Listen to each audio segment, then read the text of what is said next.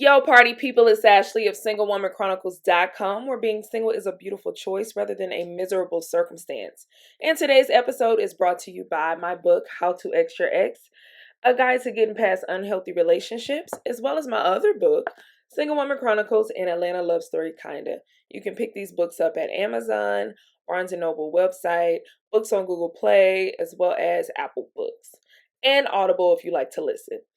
Let's get Sorry, y'all. My dog, he's old. So sometimes he just be coughing and doing his thing. Today he's coughing more than usual. That's the sound you hear. And he's doing it again. I would edit this out, but it's pointless because he's just going to keep doing it and I don't know when. So y'all just got to hear life happening around here, right? Okay, anyway. He is a Shih Tzu. He is 12. He's still kicking, still thriving and living. That's all I care about. I'm grateful. Anyway, um, so today's episode is about disappointments, consistent disappointments, and overcoming loneliness after said disappointments. Before I touch on that, I wanted to get into the NLE Chopper and Marissa situation. So I had no idea who these sweeties were because I'm older now, so I'm getting out of touch with the younger people's music. He's 19, so of course I wouldn't know who this is. My favorite rapper is J. Cole. You know, I'm a fan of the Drakes, the people who've been out for a while, the Futures. I don't like him as a person really, but I do enjoy him as an artist. I can't say I don't like that man as a person. I don't know that man. I don't like how he treats women in the media. I'll say that. And just in his personal lives. But anyway, the point is, I didn't know these babies. So I just kept seeing them come up on my timeline as in regards to relationships. And so I saw that NLE Choppa actually did like this 39-minute video about how he was clearing the air and telling his side of the story. And I was very shocked by how mature he was and how emotionally intelligent he was, able to basically explain his emotions, explain why he did what he did. He really articulated his experience, the why, the root, and all of that very well. And I was just like, I don't know this baby, but yes, sir. Like, I don't know what you've done in your past. I don't know if I should be supporting you. I don't know. I don't know about your past situations, but in the current now, if this is the new you, I like this you. I enjoyed what you did. I feel like more people should be able to articulate themselves and tell you the why behind. So if you haven't watched, you can go to his YouTube channel and he put it on there. But basically he was saying that what was I trying to say?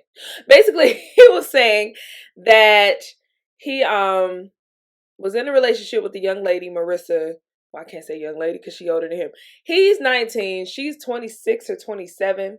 She did this video about her like crying and about how this was the best relationship she ever had, and she's so sad that she had to their relationship was over, and she just had this breakdown. And I don't really know what else she said. I only seen like a small clip of hers, but he just went into how they were dating.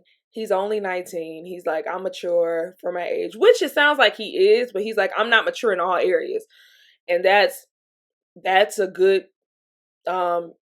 that's a good what word am I looking for? Realization as well. Like to say I'm mature in a lot of things, but I'm not mature in everything. So he was saying he's mature in a lot of things, and they started as friends and they were both trying to heal from things, but they both found each other in their healing, and it's always easier to quote unquote heal when you meet someone and y'all trauma bond, because it seems like, oh, we can heal together, but really y'all just get distracted from y'all healing. Like he said, he was like, I feel like when we met each other, we got distracted from our healing. And he was like, I was more healed than her, and I could have taken advantage of her because I know game, but I'm like, she don't need nobody to lie to her. She needs somebody to love her. And he really said this, y'all should really go watch this, because this young man was preaching some stuff, and I was proud of him and his 19-year-old self, because I'm like, man, it's 29-year-old females and males who can't articulate themselves like that. It's 39-year-old, 49-year-old, 69-year-old people who can't articulate their feelings and come to these revelations, and he just did it so well. But long story short, he was saying that he told her, listen, I'm 19. I'm not about to have sex with just you for the rest of my life. I ain't gonna be able to do it. And if you expecting that, you're not going to get it. So understand that although we like each other, I can't see myself giving you monogamy. And I know that you want monogamy in marriage, but I don't even know if I want marriage with one person. I want multiple people. So she accepted it, even though she knew, one, deep down, she wanted a monogamous relationship. Two, deep down, she wanted marriage with just one person. So basically, she didn't compromise. She accommodated. It's a difference. I've been reading Kev on Stage, his new book called Marriage Be Hard. And I know I'm single, but I like reading books about marriages so I can just be prepared. And in their chapter, Communication Be Hard, they explain the difference between compromise and accommodation. And I think we really have to understand that compromise is when two parties sacrifice something. Accommodation is when only one party sacrifices something. So the only one party is salty. But he said a good way to think about it is compromise is when both parties are salty, but y'all reach a common agreement. So compromise looks like coming in the middle. Accommodation looks like you're going either all the way over here because this person said this, or all the way over here because this person said that. So she accommodated him because she wanted him. But I just want to warn ladies, like, listen, you have to stand on the grounds that will make you happy. Not on who will make you happy, but the things that will make you happy. Because the thing is, it's several different individuals that can make you happy, but only certain scenarios can make you happy. If you want monogamy, if you want marriage, if someone is telling you, I can't give you that, you're going to end up unhappy because you're going to resent them. You're going to be trying to change them, change their mind.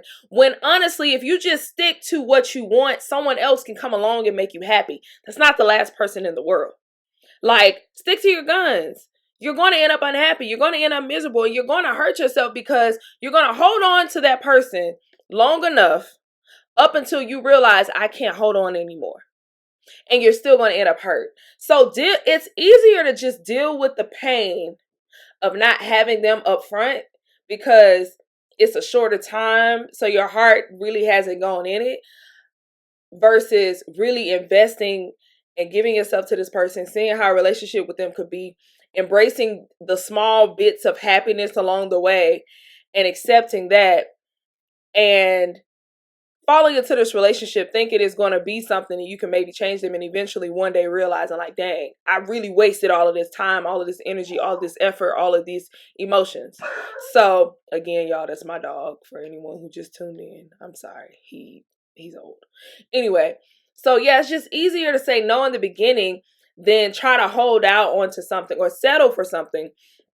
And settling just gets overused, but it's really important not to settle for things that you don't want. Because if you settle for a relationship that's polygamous when you know that you want monogamy, you're going to end up unhappy.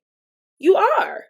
If you settle for saying, okay, I'm not going to get married, even though I really, really want marriage and I really, really want to be with someone forever and walk down the aisle and make this commitment before God, but that person tells you no, you're going to end up unhappy. So just learn from that. And I respect him because he broke up with her because he's like, I realized that this is what she wanted. And she said that she was okay with the polygamy and me cheating on her and all that as long as I come back home. But she wasn't. I could tell. And I just didn't want to put myself in there because he said he didn't feel at peace.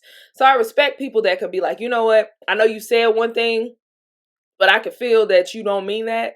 So let me go ahead and just exit stage left. So I really respect that young man and his honesty because it be like that. And you have to make tough decisions sometimes to guard other people's heart. Like it's literally times where you have to guard other people's heart because you know you're not capable of giving them what they need. And that's more of a selfless act than staying in it just because they want you, but you know that they're secretly dying on the inside. So yeah, I wanted to touch on that because that was just a very interesting situation. But I thought it was like really dope how he came out and was just so mature about it. Anyway, so on to me. When listen, ladies, if you're single, I get it. Y'all disappointed. I know y'all disappointed because it's a lot. It's a lot going on in the atmosphere right now. It's a lot of tension between men and women, especially black women and black men. And a lot of the times you're going to go through a lot of consistent disappointments. And that's going to leave you feeling lonely because you're going to feel like you're helpless and you're hopeless because you're trying everything that everyone's telling you, but it seems like it's not working. If that's you, keep listening. I feel you. I overstand. I'm not the person, I'm not the podcaster, I'm not the blogger, I'm not the coach that's going to tell you do this and you'll get a man. Because I can't tell you that because I'm not God. I don't run this world. I didn't create this world. I didn't create the times. I don't know. Because I know some folks who are gorgeous, beautiful. They are good people. They have great hearts. They put themselves out there. They're just wonderful people. They choose properly. They stay, they date intentionally, all of this stuff. And they're still single. They still feel lonely. All of that. So I can't tell you that, but I can tell you how to overcome moments when you feel disappointed, how to overcome moments when you feel like you're so lonely that you just want to be like, F all of this. I'm just about to go and be a city girl, or I'm just about to go and have sex with that ex who gives me attention for this instant gratification, or I'm about to just give anyone the attention because I'll need the instant gratification to overcome the loneliness. But that honestly just sets you up for failure because you know that's temporary and it's going to put you back here at square disappointment, right? So let me help you out a little bit. So I'm going to tell y'all a little bit about what happened to me last week. Last week was awful. It was absolutely sweaty butt cheeks. It was really bad for me. And yesterday, I literally laughed last night because I'm like, this week was absolutely horrible. Like, I had to laugh not to slip my wrist. And like, it was really bad. And so I just had a plethora of disappointments. So like this year I've dated more than I have in a long time. Like just really put myself out there. Because this year I was like, okay, I'm going to date and put myself out there again and try to just really go with the process and not be a hermit and not, just sit back and let life happen, I guess. So I've dated and it's just been disappointment after disappointment after disappointment after disappointment. And this past last week, I was already feeling lonely because, y'all, let me tell y'all something. I know this podcast about to help some people and it's about to be busting. Because every noisy thing that can interrupt this podcast is happening. My dog wants to cough every 2 minutes. Now people outside, the landscaping folks, and they want to make all the noise. This is about to help some people. All right, I'm gonna keep going because listen, the enemy mad. I guess this about to help some folks. Anyway, so I was already feeling lonely, and so I try to listen to more positive podcasts, not complaining about how I'm being sucked, blah blah blah. Okay, cool. I know that side. I need to hear the positive side. I need to hear the people talking about the success stories that they're having. But I done told y'all the past 2 podcasts that I've been listening to Spicy Marie, and she was just talking about putting yourself out there. So I decided to hit up one of my Facebook crushes because we had been back and forth via stories where he responded to my stories, I responded to his, whatever. So I'm like, maybe I'll just ask him if he wants to hang out sometimes because I know right now men ain't really approaching. So let me try something different. So I hit him up and I was like, hey, are you single? And he's like, yeah. And I said, oh, okay. Do you want to hang out sometimes? So immediately his first question was, aren't you abstinent? Now, if y'all heard my dating while celibate be hard, y'all would have heard the story about how I just went through this situation where this guy found out I was celibate within 24 hours of meeting him on a dating app. And I got PTSD from that. Because he ended up hanging up on me. He was trying to basically down me and make me feel like I'm it's a flaw that I'm celibate. And I get in a sexual society it is, because if that's your main thing on your agenda, then of course you would look at it as a flaw. So as soon as he asked me that, I immediately got PTSD and was like, you know what, I'm not about to do this today. I just responded, listen, say less, forget I asked, and I blocked him. Maybe that was going too far, but I just didn't feel like getting into the conversation. The answer is no. I don't need all the rah-rah. You could have just said no, thank you. I didn't need all of that. So I was just like, okay, cool. And now when you are celibate when you've been celibate for a while, you will come across those individuals who don't want to date you because of that. And you're okay with it. But when you get hit back to back and it makes you feel like you are flawed because of this thing, it starts to wear at your confidence. So you really have to like regroup. So that was one disappointment. Second thing. So I'm minding my business sitting in my home. And I hear a whole bunch of Spanish speaking, and I look outside and there's 3 guys. All of them look black, but they all speak Spanish. So I don't know what's going on. So one of them is the maintenance guys, and I didn't even know he spoke Spanish. And so I started talking to him. I was like, I didn't know you spoke Spanish. He was like, oh yeah, I'm Dominican and Puerto Rican. And I was like, oh, I didn't know that. So in the midst of that, there was this guy who was out there. He was a plumber, and he was fine. He was very, very attractive. And I had seen him before. Now, when y'all think plumber, y'all typically think like big fat dude with the crack hanging out. And they dirty. No, not this plumber. This plumber is fully dressed, very attractive, tall, dark, and handsome. He is fine. He looks very clean. I'm like, why you got on a full outfit doing plumbing? I don't know, but you fine. So he's in the midst of the Spanish speaking. So they had to turn water off in my building. So he came and knocked on my door. And he's like, oh, I just want you to know we got to turn water off. I don't know if they emailed you. I just wanted to let you know. I'm like, all right, cool. So then he compliments me. He was like, oh, I like your eyebrows. Now, he is very, very Dominican. Like, his English is Spanish level Dominican, y'all. Like, he got a very strong accent. And so I was just shook because I was like, oh, wow, I thought he was black. So, fast forward. Sorry, I know in the recording I just, like, sniffed the allergies. It's just too much. Anyway. So, fast forward, like, 2 hours later, he comes back up and he's like, the water's on. And I'm like, oh, okay, cool. I heard it. No plumber has ever came back and told me the water was on. So I'm like, he probably feeling the kid. So then he asked, like, do you have a boyfriend? And I said, no. So we started talking and he seemed nice. And he was just talking about how he enjoys his job and how, like, he's glad God woke him up this morning. I was like, oh, he's a Christian and whatever. So I'm just like, okay, cool. So he asked me for my number. And I'm like, all right, cool. So this was a Wednesday. So on Thursday, he came back. He had to do some more work in the building. So he's like, oh, you know, when you come from the gym, can you just come say hey? And I said, yeah, that's cool. So then I came from the gym and then we stood outside talking for like 15 minutes. And then he's like, do you want to go out tomorrow? And I said, yeah, sure. So I'm excited. I'm like, oh, I got a little datey date. Long story short, this man stands me up. So wake up on Friday.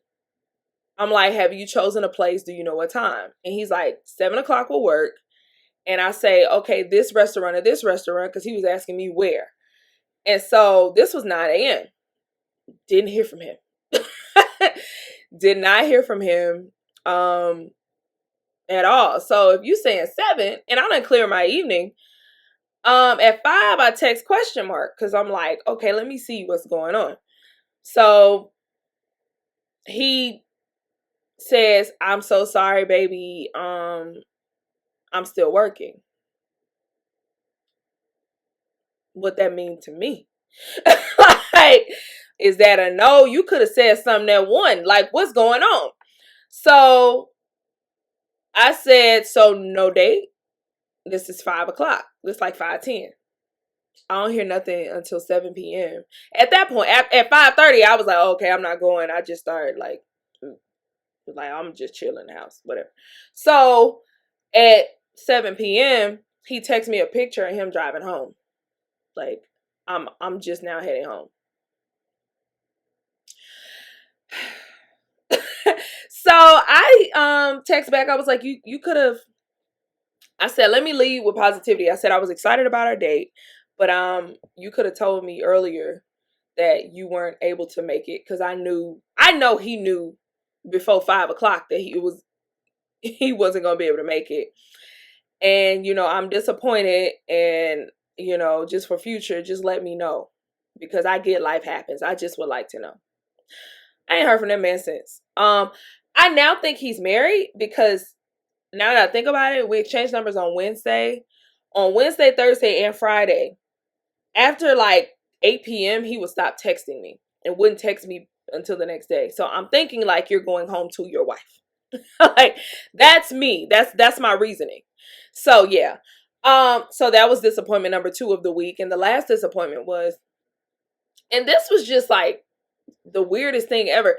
I literally wake up on Saturday morning to a random penis picture from someone I have no idea who it is. Now, mind you, even when I was having sex, I did not like penis pictures. Ever. There's nothing attractive about a penis to me. So I was just like baffled because there was no thread. It was a blue text, so I knew it was an iPhone. There was no thread.